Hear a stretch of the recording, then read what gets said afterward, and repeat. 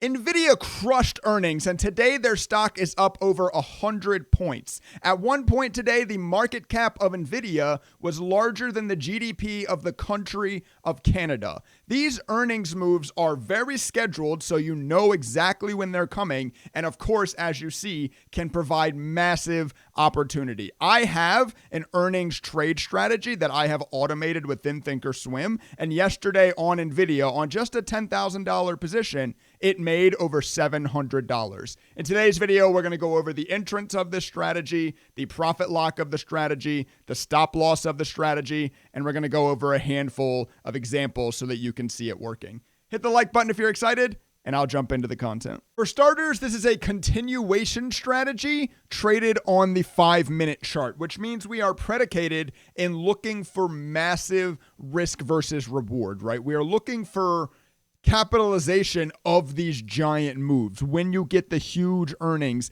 that's when you're going to bank with a continuation strategy like this, much like it did on NVIDIA yesterday. But NVIDIA is far from the only stock that makes crazy moves on earnings. Hell, the earnings move made on NVIDIA yesterday, you see it on the news a ton because everybody's talking about it. But I promise you, every earnings cycle, there's 10 or 15 of these types of moves. It happens all the time around the market, and this strategy is there to capitalize on them. So it does both long and short. Of course, if you don't like shorting, you don't have the margin account, you don't have the ability to short, you don't have to take the short trades. But what it does, it enters either long if the first 5-minute candle after reporting earnings closes green, it enters long. Of course, vice versa for short. If the first candle after reporting is red, it enters short, and I'll show you some examples of that later. It then gets stopped out of the trade for a loss on any candle that closes below your entrance price. So if any candle closes below your entrance, immediately take the loss. Don't let these freaking things turn around on you. Earnings, while providing volatility, the whole reason you want to trade earnings is because you want to trade volatility, right? But when you're trading these highly volatile moves like this, you have to have a tight leash. Do not let these freaking things run against you. It can get very dangerous very quickly if you start avoiding your stop losses. So if you don't feel like you're a disciplined trader, you probably just want to stay away from earnings. You probably don't want to trade this strategy because you need to be damn disciplined. And once again, I'll show you examples of the strategy losing as well, because obviously, it doesn't have a 100% win rate, and I'll show you some examples of that stop loss. But its profit lock is either, now on NVIDIA yesterday, it never got stopped out. So the first place it will exit is at 8 p.m., at when after hours closes. It won't hold overnight, and that's why you see the trade yesterday exit here at the 7:55 p.m. candle. Just get out, don't hold overnight, right? Once again,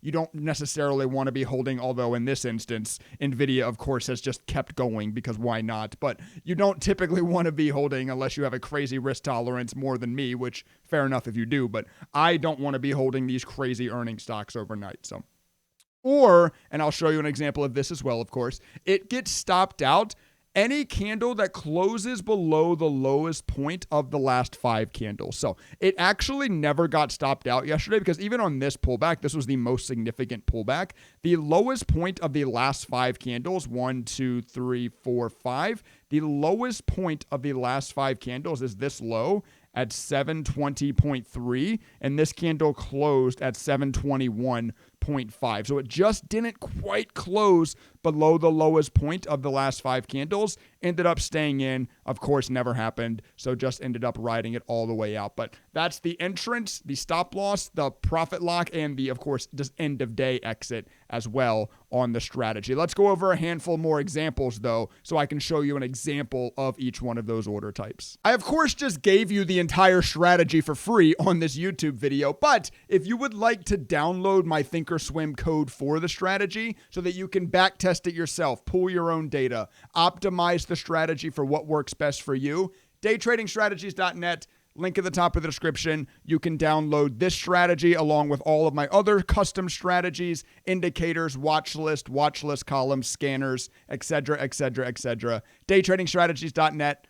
We'll see you over there. Let's look at another example on DraftKings. Delta, Kilo, November, Golf. I'm looking at this stock specifically because I love this stock. I own this stock. I have for a long time during the dips. So, maybe I'm a little biased, not saying to go buy DraftKings or anything, but this stock also, now this was back on August 2023, but it went from a sub $30 stock to above a $34 stock. I mean, what's that, a 12, 13, 14% move or something? So like I say, these giant moves happen. On a $10,000 position on this trade, it ended up making over $350. So really, really nice, right? But here's an example of the profit lock, right? Of, hey, it pulled back. It is below the lowest point of the last 5 bars now, right? This candle closed below the lowest point of the last 5 bars. 1, 2, 3, 4, 5. This is the lowest point, of course, closed below it. This one did not end up getting out because 1, 2, 3, 4, 5. This low is 33.57.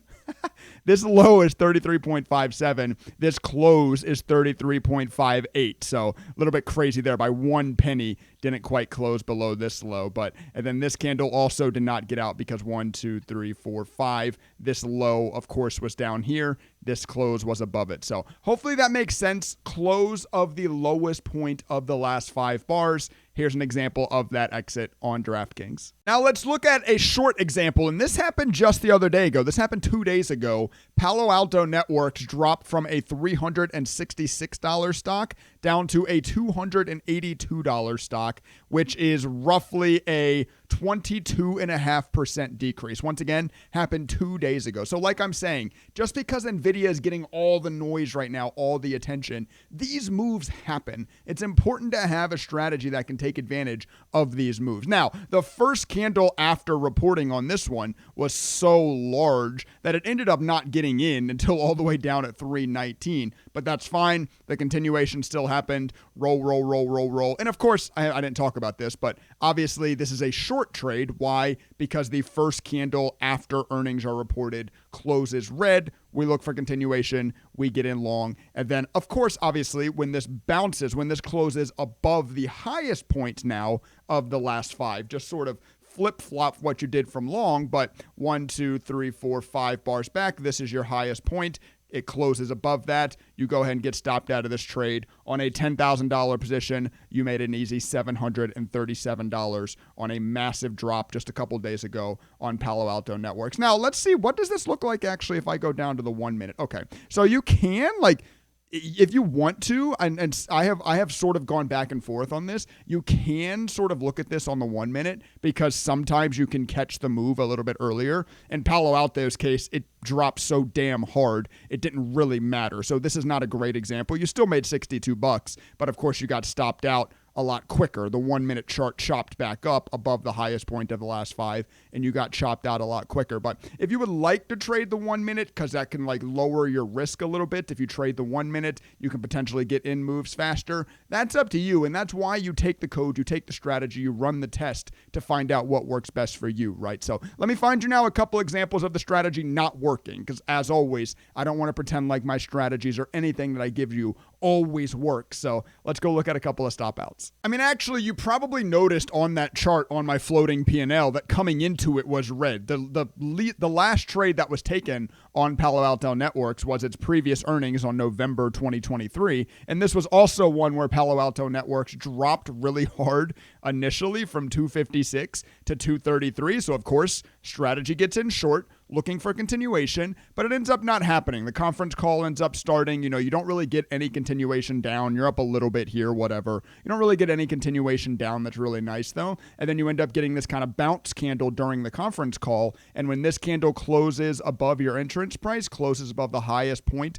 of your entrance price candle, you end up getting stopped out. And on this trade, you end up losing roughly $150, $160. So right there, although yes, it's a loss, you sort of see the point, right? And this is sort of the point of continuation trading. You look for big moves and you look for big continuation, but you get stopped out really quick if it doesn't work, and you hold if it does work. So you lose $150 or you make $700, right? So let me find you now one more stop loss of a long example. Let's just talk about the same tickers again for ease of sake. This is back on the NVIDIA chart, and this is from the August 2023 reporting cycle, the same one we talked about on DraftKings. But here's an example. I mean, the stock absolutely ripped face off of the first 5 minutes after it reported at 420, right? The 420 candle, the 5-minute candle, went from 472 and closed at 513. Ridiculous. The strategy enters at 513. Is that chasing? Yes, it's chasing.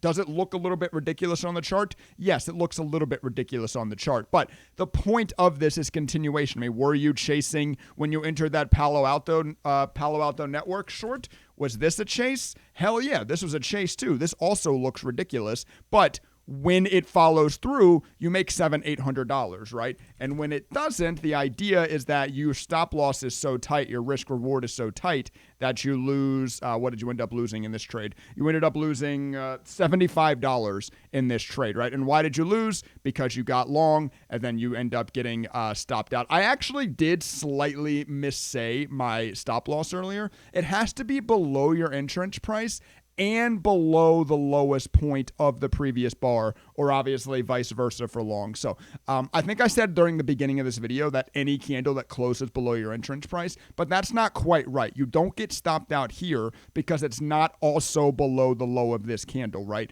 But you end up getting stopped out here because it's both below your entrance price and below the low of this candle. So I just want to clear that up too. It's basically the same, but I shouldn't even say that. It's not basically the same. There's no such thing as basically the same in system trading.